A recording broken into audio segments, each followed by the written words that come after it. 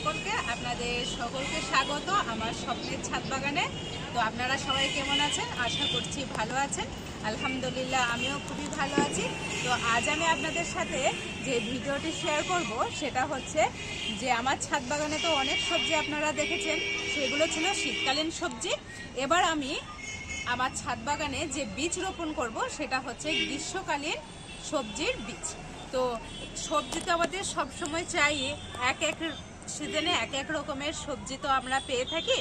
তো আমার যেহেতু শীতকালের সবজি অলমোস্ট লাগানো কমপ্লিট, এবার আমি গ্রীষ্মকালীন কিছু সবজির বীজ আমি আজকে রোপণ করব। সেই ভিডিও আমি আজকে আপনাদের সাথে শেয়ার করব বা আমি আপনাদের সাথে একটা সুন্দর ভিডিও উপস্থাপন করব। তো এই যে দেখতে পাচ্ছেন আমার গ্রো ব্যাগ, তো এই গ্রো ব্যাগে কিন্তু অলরেডি আমার মাটি ভরা পুরো কিন্তু কমপ্লিট। এই গ্রো ব্যাগে আমি কিন্তু সবজির বীজগুলো আজকে লাগাবো। তো আমি কি কি সবজির বীজ অনলাইন থেকে অর্ডার করেছি সেগুলো আমি আপনাদের সাথে শেয়ার করছি, আপনারা একটু দেখেন। আর যে যে বীজগুলো আমি লাগাবো সেই বীজগুলো আমি আলাদা করে রেখে দিয়েছি, ওই বীজগুলো আমি আজকে আপনাদেরকে দেখাবো যে আমি কি কি বীজগুলো রোপণ করব। তো চলুন আপনাদেরকে দেখাই। এই যে দেখতে পাচ্ছেন এখানে এই যে পুরো আপনার 50 রকমের সবজির বীজ কিন্তু আমি অর্ডার করেছি।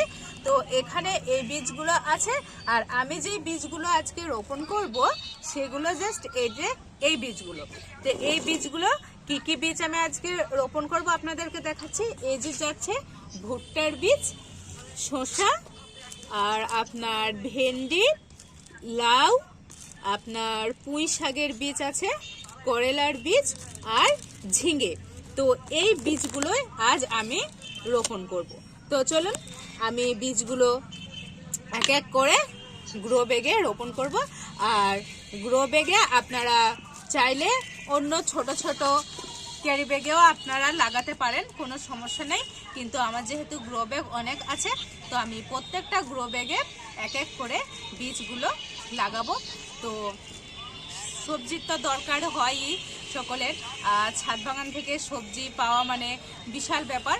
তো সবজি শেষ হলে তো হবে না, এক এক সবজি থাকার সাথে সাথেই কিন্তু সবজির বীজ যে নেক্সট যে সিজনে যে সবজিগুলো পাওয়া যাবে সেই বীজগুলো আমি লাগাবো। তো সেই সবজিগুলো কি কি তা তো দেখালাম। তো চলুন আমি আমার গ্রো ব্যাগে লাগাচ্ছি বীজগুলো, আমি আপনাদেরকে দেখাচ্ছি। তো এই যে বীজগুলো আমি আপনাদেরকে দেখালাম, তো এই বীজগুলো আমি গ্রো ব্যাগে লাগাবো। তো আমি মাটি তৈরির প্রসেস আমার আগের ভিডিওতে কিভাবে আমি মাটি তৈরি করেছি দেয়া আছে, সবাই সেটা একটু দেখে নেবেন। আর দরকার পড়লে আমি লিঙ্কটা শেয়ার করে দেবো।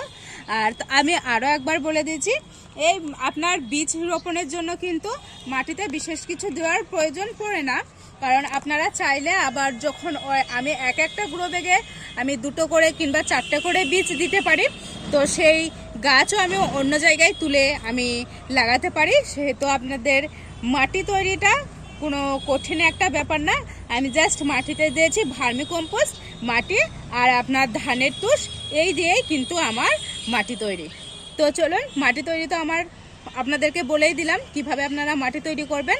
আমি এক এক করে বীজ কিন্তু এবার লাগাবো। তো এই যে দেখতে পাচ্ছেন এটা হচ্ছে করেলার বীজ। তো প্রথমে আমি করেলার বীজটা লাগিয়ে নেব।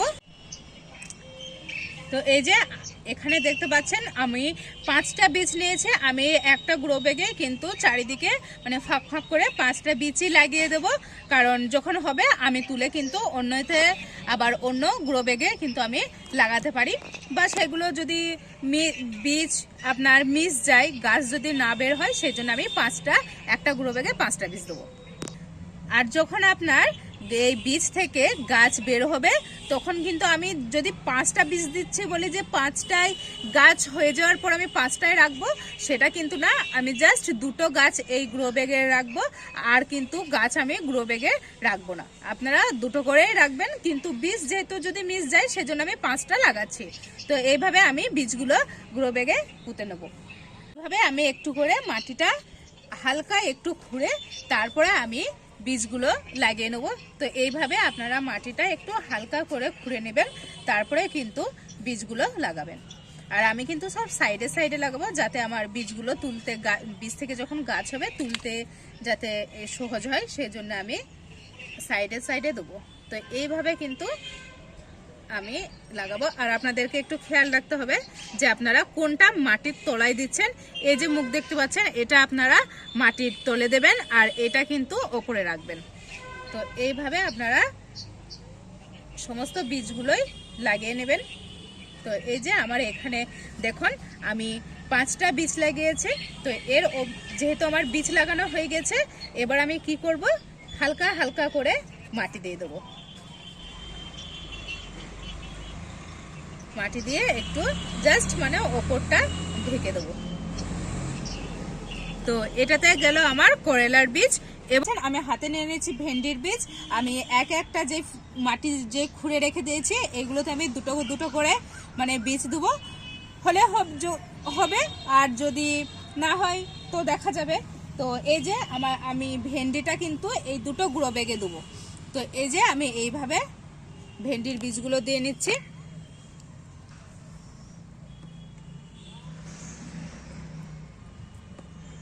তো আবারও আমি ঠিকই সেম প্রসেসে কিন্তু মাটিটা আবার বীজের ওপরে হালকা হালকা করে ঢেকে দেবো। আর আমার মাটি দেখতেই পাচ্ছেন একেবারে মানে ভিজে হয়ে আছে, সেহেতু আর জল দেওয়ার কোনো প্রয়োজন পড়বে না। আবার যখন দেখব যে মাটিটা আমার শুকিয়ে যাচ্ছে, তখনই কিন্তু আমি আবার জল দেবো। আর আপনারা যারা এই শুকনো মাটিতে বীজ রোপণ করবেন, তারা অবশ্যই জল দিয়ে নেবেন। আর এই যে এখানে আমি নিয়ে নিয়েছি পুঁইশাকের বীজ। তো আমি এই দুটো ক্যারেটে পুঁইশাক দেবো। আর এই যে এই দুটোতে আমার ভেন্ডি লাগানো কিন্তু কমপ্লিট হয়ে গেছে। তো আমি আর ওই এর কুর্নির সাহায্যে আর অত করতে পারছি না, আমি হাতের সাহায্যেই কিন্তু আঙ্গুলের সাহায্যে হালকা করে একটু একটু করে ফাঁক করে নিচ্ছি মাটিটা। তারপরে কিন্তু আমি বীজ দেবো। তো এগুলো হচ্ছে আপনার গ্রীষ্মকালীন সবজি।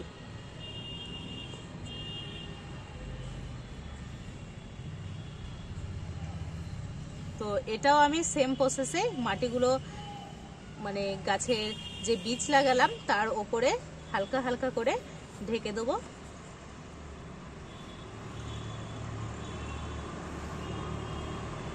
তো এই যে দেখতে পাচ্ছেন আমার পুঁইশাক লাগানো কিন্তু এই গ্রো ব্যাগটাতে কমপ্লিট হয়ে গেছে। এবার কিন্তু আমি এই গ্রো ব্যাগটাতে দেবো। আর এই যে এখানে দেখতে পাচ্ছেন আমি নিয়ে নিয়েছি লাউয়ের বীজ। তো আমি লাউয়ের বীজ দেখেন 5টা নিয়েছি। তো আমি লাউয়ের বীজটা এই যে দেখতে পাচ্ছেন ডিব্বা একটা বড়, আমি এই ডিব্বাতে লাগাবো। তো এই যে এখানে আমি লাউয়ের বীজগুলো লাগিয়ে নিচ্ছি। তো এখানে আমি 5টা বীজ দিচ্ছি। যদি কোনো বীজ মিস যায়, গাছ যদি না বের হয়, সেজন্য আমি একটু বেশি করেই বীজ লাগালাম। আপনারা বেশি করেও লাগাতে পারেন, আপনারা 2-1টা করেও দিতে পারেন, সেটা আপনাদের ইচ্ছা মতো আপনারা করবেন। তো যদি বীজ থেকে গাছ না বের হয়, যদি মিস হয়ে যায়, সেই জন্য কিন্তু আমি 5টা দিলাম। তো এই ডিব্বাতে আমার লাউয়ের বীজ লাগানো কমপ্লিট। আর এই যে এখানে আমি নিয়ে নিয়েছি শসার বীজ। তো আমি শসার বীজটাও একইভাবে লাগিয়ে নেব। তো আমি যেহেতু অনেকগুলোই দেবো, যদি মিস যায় বীজ থেকে গাছ বেরোতে, সেই জন্য আমি অনেকগুলোই দিচ্ছি একটা গ্রো ব্যাগে।